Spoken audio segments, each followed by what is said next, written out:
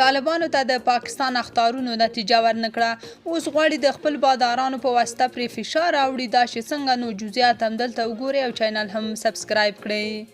پاکستان چې ډیره هڅه یې وکړه تر څو طالبان وډار کړي او خپلې غوښتنې پرې ومني، خو اوس چې پوه شول چې طالبان ورته سر نه ټیټوي، نو نړیوالو څخه غواړي چې پر طالبانو فشارونه راوړي. تازه خبر دا دی چې د پاکستان استخباراتي شبکې ته نږدې ورځپاڼې ایکسپریس ټریبیون په یوه تازه راپور کې ویلي چې اسلام آباد په افغانستان کې د واکمنو طالبانو خلاف د نړیوالو فشارونو د لابي کولو هڅې پیل کړي دي. سرچینې زیاتوي په دې ترڅ کې پاکستاني ډیپلوماټانو له بېلابېلو بهرنیو لوریو سره د تحریک پاکستان طالبان یا ټي ټي پي د خطر د جديوالي بحثونه پیل کړي.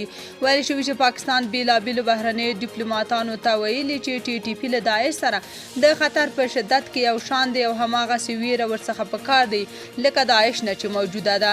سرچینې زیاتوي چې پاکستان د دغو هڅو په ترڅ کې پر افغانستان د طالبانو واکمن حکومت د ټي ټي پي کوربه او ملاتړ ګڼلی او پرې د فشارونو د زیاتېدو غوښتنه یې کړې ده. پاکستاني چارواکو مخکې خپله هم په ښکاره دا ډول تورونه زیات مطرح کړي، خو کابل کې واکمن حکومت رد کړي چې ګواکې له ټي ټي پي سره اړیکې یا یې افغان خاوره کې کوربهتوب او ملاتړ کوي.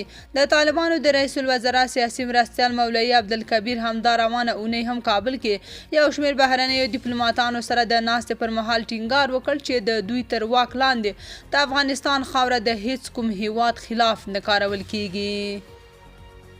تاسو په دې اړه څه نظر لرئ؟ کومنټ کې شریک او چینل هم سبسکرایب کړئ.